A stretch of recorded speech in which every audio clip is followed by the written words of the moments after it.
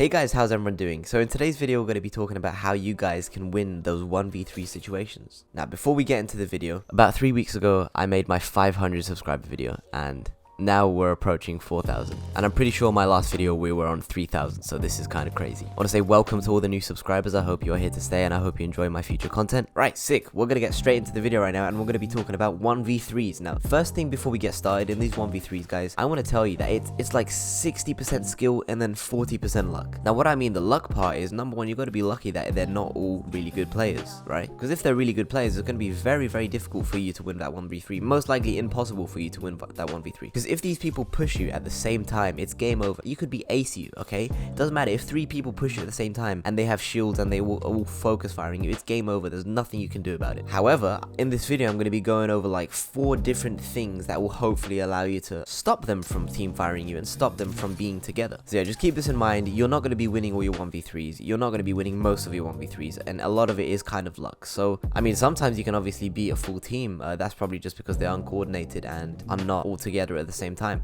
I mean, they could be really good players, just not be playing together, and you could beat the whole team. But then that does kind of mean you're 1v1ing them one at a time instead of a 1 versus 3. Do you get me? So guys, in this video, we're going to be going over 3 main things, okay? Maybe 4, I don't know. The first one being positioning, the second being the split, the third being target placement, the fourth being finishing and thirsting, and the fifth, knowing when it's the right time to push. You may be confused on what the fuck I just said, alright? But listen, I will go over all of them, and I will make sure you understand how you can be winning.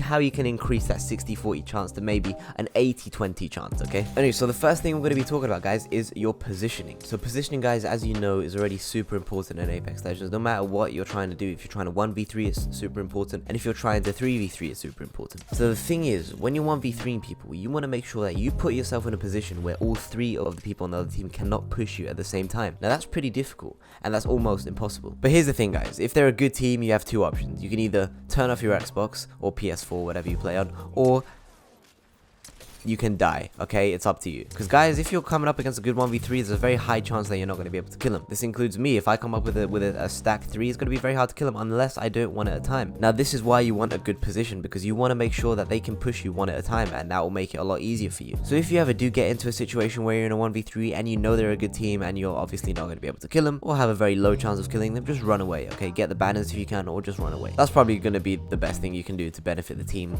and hopefully get you that dub. So if you kind of know you're not going to beat them in a 1v3, you can either go for it, like I would go for it, or you can run away and get the tags. But yeah, if you want to improve in your 1v3s, guys, you know, you might as well go for it. You are going to die, but you're going to learn from your mistakes, hopefully, and not get too upset like me. Oh my fucking god. So let's talk a little bit more about positioning. So when you're 1v3ing, guys, just make sure you have a better position. Now, the better position is always most likely going to be the high ground. So as long as you have high ground, it's going to be harder for the enemy team to kill you. And especially if it's like a ledge where they can't easily climb up, where they have to do some certain type of fucking ninja parkour moves to get up, then it's going to be a lot harder for them to push you, especially all at the same time. So there's this spot on Kings Canyon, which I like to call Squad Wipe Village, okay? Because this place is so easy to get squad wipes. Bro, if you're at Skull Town and they're still going to be chasing you, bring them to Squad Wipe Village and you have a high chance of killing them there. So this is where Squad Wipe Village is located. It's like in the middle of the map, sort of like the left side of the map. And the reason this is called Squad Wipe Village is because, bro, it's so easy. It's so good. It's not, I wouldn't know. It's not easy. It's not easy to get squad wipes,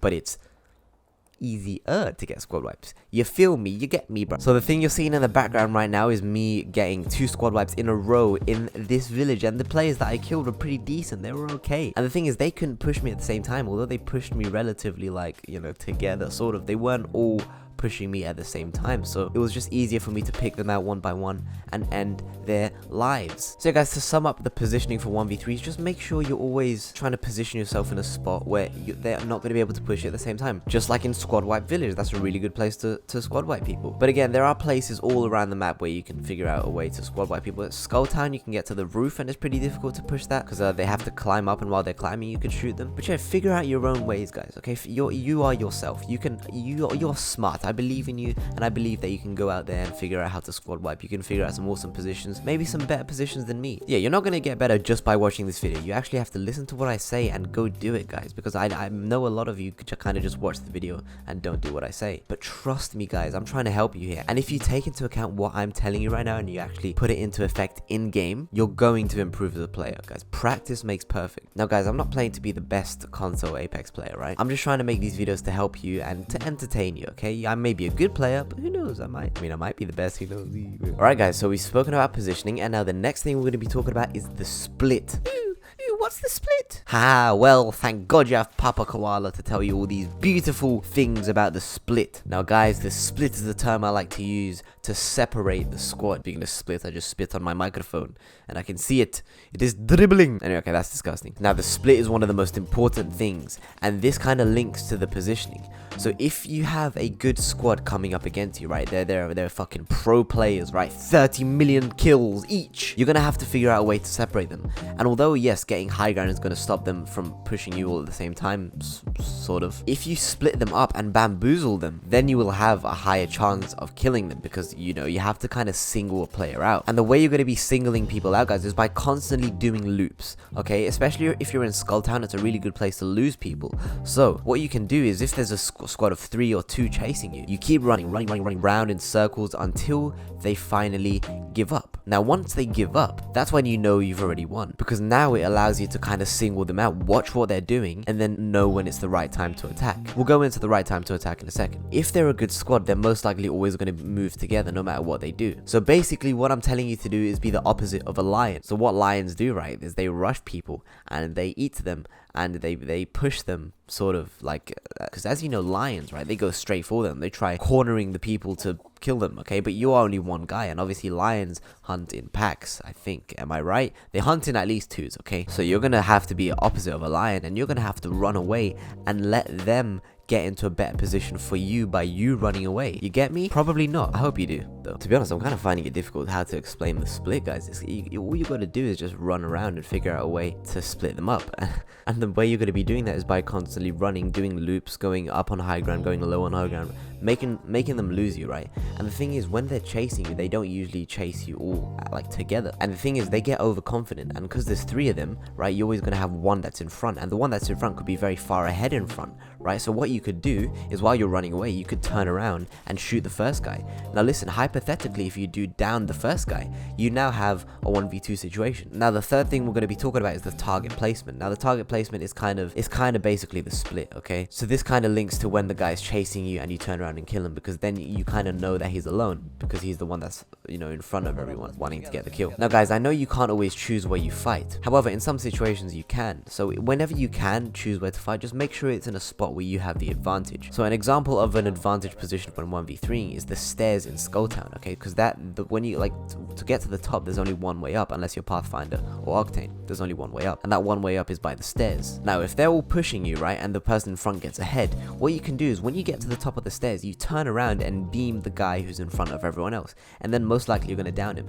And considering he doesn't have much strafing movement, he's either going to have to either fall down or push you or run away. And if he does any of those things, it's going to be pretty simple for you to kill him, because it's a pretty thin staircase. However, guys, if that person you down is easily finishable by using the technique that I gave in my 25 tips video, if you haven't seen that, by the way, link in the description, go check that out. It's a pretty good video, and I think it will definitely help you out, especially if you're a newer player and not an amazing player. It will definitely help you out. Like I said, so if you down that guy that's ahead of the squad, see if you can finish it, because once it turns into a 1v2 situation, the people on the 2 team actually are less confident than you, and now it's a 1v2 situation. It's going to be a lot easier than that 1v3. So whenever you have the chance to thirst someone and you're in a 1v3 situation, do it, because you're not going to get another opportunity to do that. So guys, for this end part of the video right now, I'm going to be going through some of my gameplay and some of my squad wipes, and I'm going to be telling you guys, I'm going to kind of be explaining to you guys what I'm thinking and why I'm doing the things I'm doing in the clips. Right, so here we go. So there's someone shooting me from far away.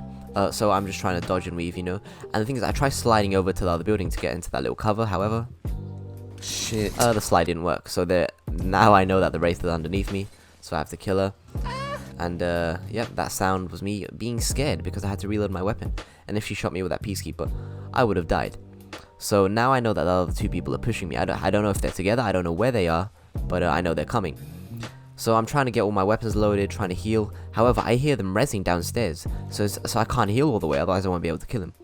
So I go down, you know, I try clapping the door open, and somehow I one-tap the Octane who wasn't fully meted up.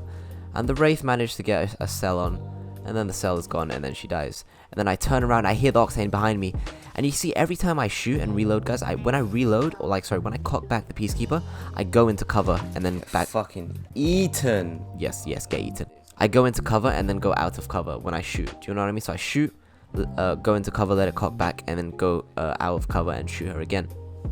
Now here, this is exactly the same place. Now, my friend died again, so he said there's a team of 3 coming to push you. So I hide on the top building waiting for them to push me, because I know they're going to do that. And here we go, the first Pathfinder is incoming. He was a pretty good player, however, you know, he can't beat the floating koala himself. He obviously falls down after he's down. And then I hear Watson somewhere, but I don't know where she is. And then, oh, there she is. She gets melted.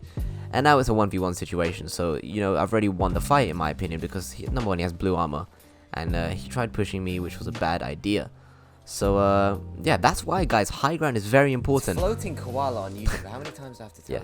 But yeah, that's why high ground is so important. You need that high ground, and then it will just make things a lot easier. Because imagine if I was on the low right there, like, all of them would push me at the same time. I wouldn't have been able to get into enough cover.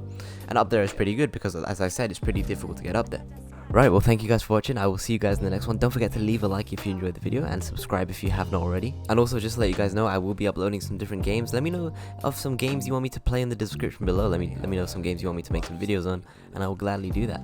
I will catch you guys in the next video. By the way, the games that are right now aren't that good, so when the new Xbox comes out, that's when things are going to change. That's when the games are going to be awesome. Might do a walkthrough of that Halo game, because Halo is just amazing. I'm so excited to play that game. Anyway, guys, take it easy. See you in the next one.